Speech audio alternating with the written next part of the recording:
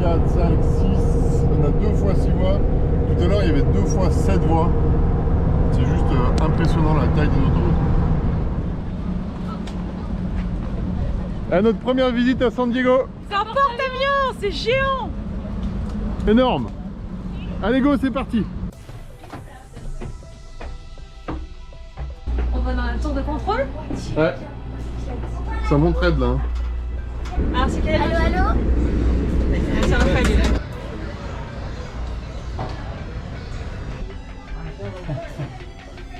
On peut toucher les manettes. Hé, arrête! C'est les boutons.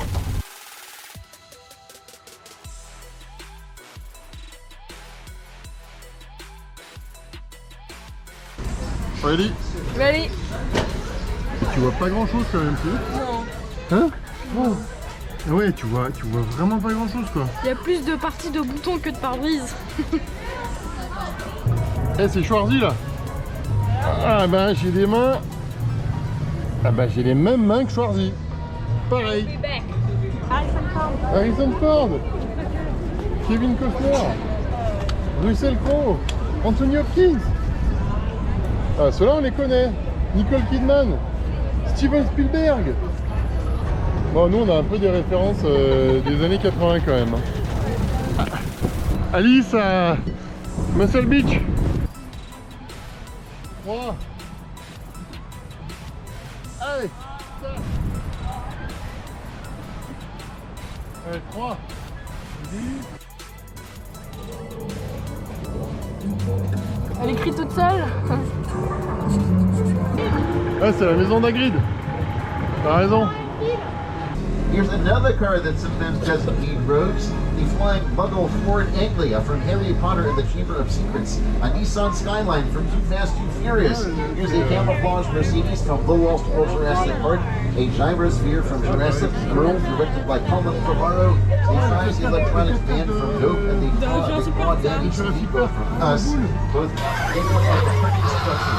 It's a front lot. The sky is driven to like a remote island. Yeah, the rain is coming from a set of spirals above the tram. The flooding is the result of thousands of gallons of recycled water.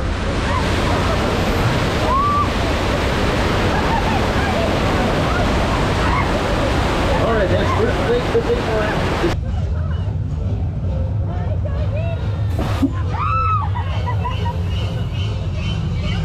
In the 1989 film The Burbs, Christina Ricci was here filming part of the Casper movie.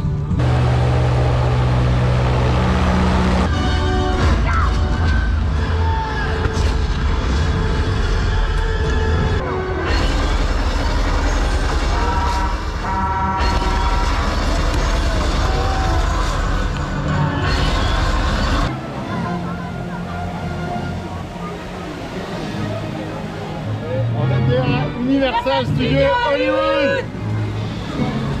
Dans quelques jours on sera à Las Vegas, ça va être ça, puissance 10. Ça aussi ça va être énorme. Ah, ça va être dingue là-bas. Et nous voilà à Las Vegas. Allez, c'est parti, on va visiter les casinos.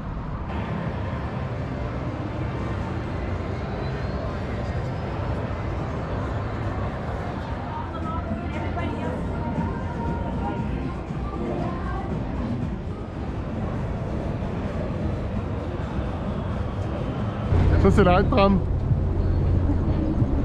Tout simplement quoi. Finalement on est allé à New York, il y a la Statue de la Liberté là. Ouais, c'est pour les paris sportifs je pense là. Rappelez-vous qu'il y a quelques mois on était en Bolivie dans le sud de l'Ipez quoi. Ouais. Paumé au milieu de nulle part. Et là on est à Las Vegas quoi. Tout ce qu'il faut sur la guitare. Putain, il y a même la tour Eiffel quoi.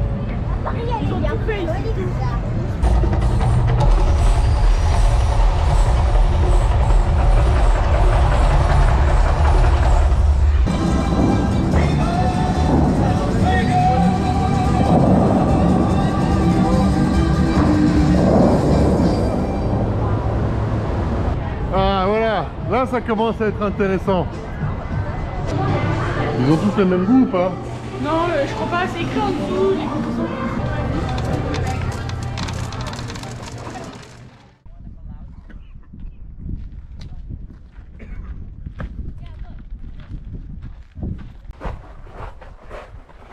Donc c'est ça les Joshua Tree? C'est un peu chelou. Mélange entre un arbre et un... Ouais, une espèce de mélange entre un arbre et un cactus. Aussi une variété de cactus. Hein. Ah, c'est une variété de cactus? Ouais, qu'on trouve ici.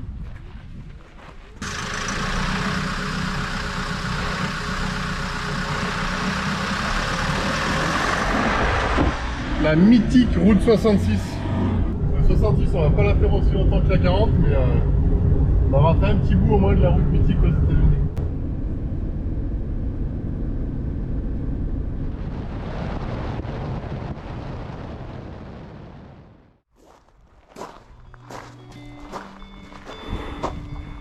On grille dans la vallée de la mort.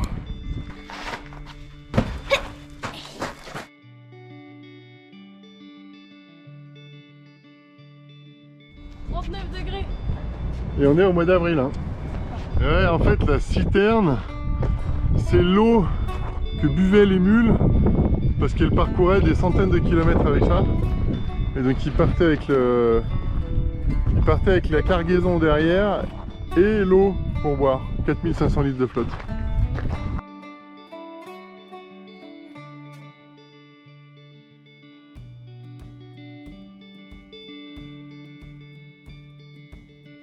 On est dans le désert de dunes de la vallée de la mort. Il y a des dunes de partout à perte de vue. Du sable et puis encore du sable. C'est marrant.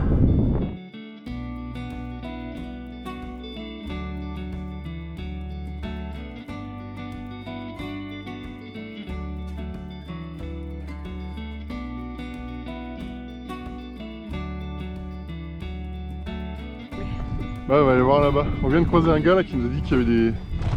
Il y avait un serpent. Ouais, on vient de croiser un gars qui nous a dit qu'il y avait un serpent à sonnette là-bas. Enfin, il est pas sûr si c'est un serpent à sonnette ou autre chose. Un rattlesnake. C'est une ancienne cabane de mineurs.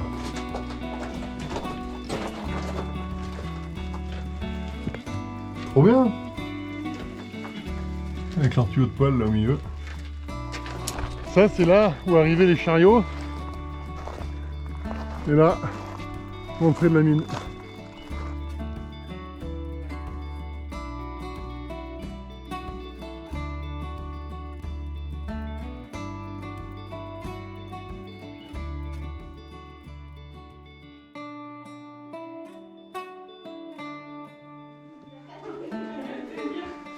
Voilà, si jamais il y a de l'eau qui arrive, on est mal. Hein. Ouais.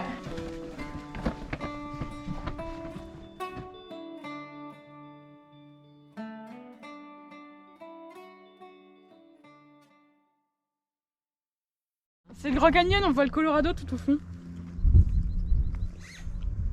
Les couleurs sont incroyables. Ah ouais, t'as raison. Allez, c'est parti!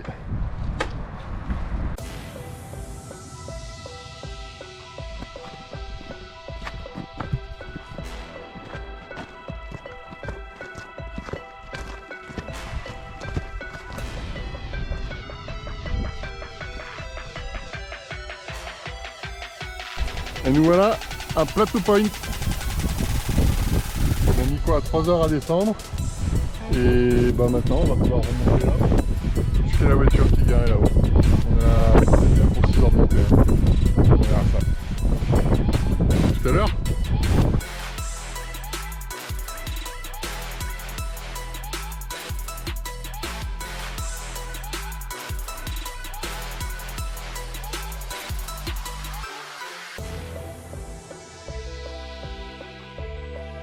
Alors là, on est dans l'avant-dernier tronçon. On a passé la maison des 3 miles. Donc on est à moins de 3 miles du sommet. Donc on tient le bon bout de cette balade qui est magnifique.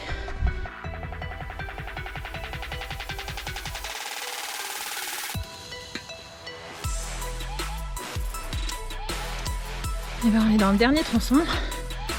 On a passé la maison des 1,5 miles.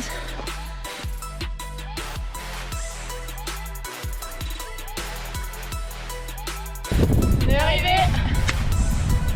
Bravo Lucie! Bravo! Aujourd'hui c'est opération nettoyage de l'intercouleur parce que on manque de puissance là, quand même sur les voies rapides, et donc voilà, on espère que ce sera ça le problème. On nettoie.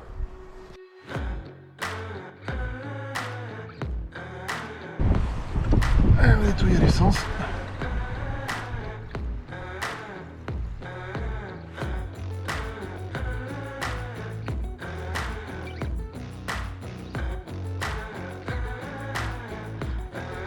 C'est bien noir quand même.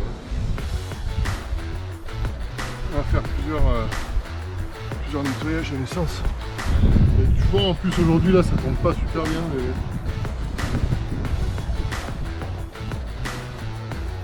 Mais j'ai bien passé presque 4 litres d'essence là. C'est tout propre, il n'y a plus qu'à tout remonter et faire un essai. La conclusion du nettoyage de l'intercouleur, ça va quand même nettement mieux. C'est peut-être pas encore parfait, mais il y a quand même un gain vraiment agréable.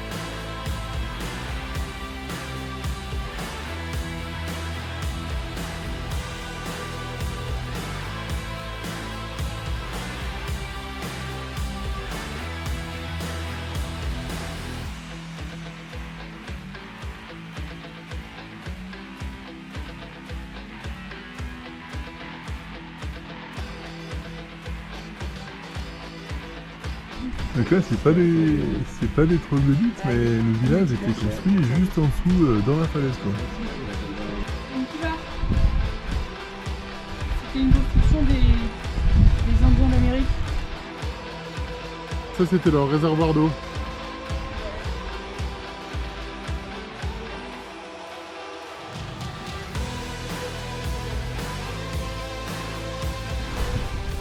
Ah ouais, un poulailler de cow-boy.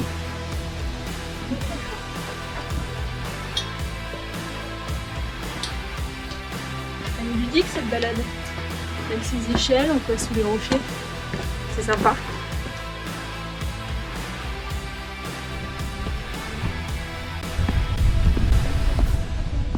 Ah, c'est vraiment trop beau, hein.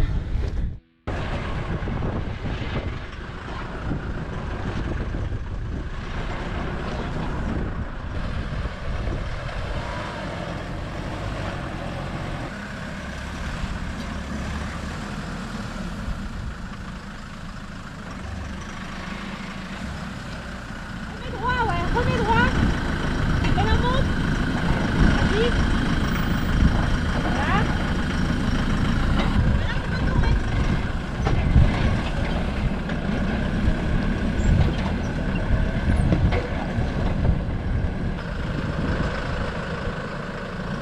Vas-y, t'as l'arrière qui va suivre là. Doucement.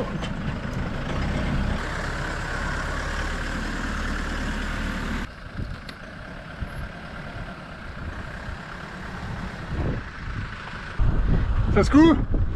Beaucoup. On vient de prendre la route pour monter à Portland là. Ça fait déjà 2-3 jours qu'on a de plus en plus de mal à changer les vitesses et là c'est vraiment très compliqué de passer les vitesses, donc on pense qu'on a un problème sur la boîte de vitesse. Au début on pensait que c'était l'embrayage, mais en fait c'est plutôt un problème de vitesse. Donc on a pris la décision d'aller à Portland. Il y a un autre spécialiste Defender là-haut, mais c'est quand même à 1200 km de là où on est. Donc on y va, on va y aller en une seule fois et On change pas trop les vitesses. ouais, on change pas trop les vitesses, on s'est mis en 6ème sur l'autoroute là et on change vraiment le moins possible. Et on verra ce que ça donne. Diagnostic sûrement demain. On espère qu'il ne faudra pas changer la boîte de vitesse parce que ce ne sera pas une bonne surprise.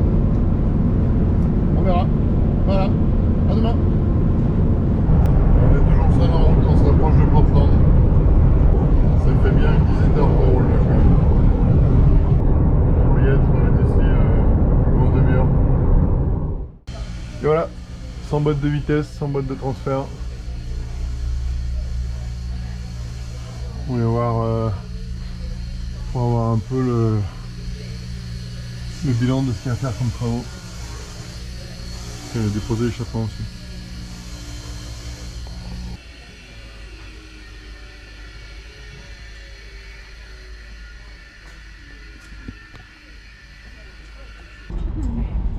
Ok, on a trouvé le problème sur l'embrayage en fait. On a un ressort de l'embrayage qui est sorti de son logement. Donc apparemment ça arrive rarement, mais effectivement j'ai vu sur un forum un gars qui en parlait qu'il y avait exactement ce symptôme là, un ressort de l'embrayage qui était sorti de son logement. Donc voilà, c'est le petit ressort en fait qui est sorti, qui est dans le gros là normalement. D'ailleurs on voit les 4 autres là, on voit les 3 autres et celui-là est sorti du logement là. Et c'est vrai qu'au Costa Rica on a eu un gros boom à un moment donné là. C'était quand même il y a quelques mois, mais 3 mois ouais. Et donc en fait on avait le petit ressort là qui se baladait. Dans l'embrayage, je pense depuis quelques milliers de kilomètres. Quoi. Donc il y a un nouvel embrayage qui a été commandé, puis la solution ça va être ça, changer l'embrayage, c'est pas la peine de remettre le ressort, hein. De toute façon il va ressauter dès qu'il va pouvoir. C'est con parce que sinon l'embrayage il est encore en bon état. Hein. Usé, là. Ouais mais c'est là, cassé, là, je pense que c'est là en fait le petit ergot là qui a pété. Mais ça s'est déformé ou il y a eu un choc quand il est sorti, je sais pas. Bah non, à mon avis c'est parce que ça a pété qu'il est sorti. Et voilà.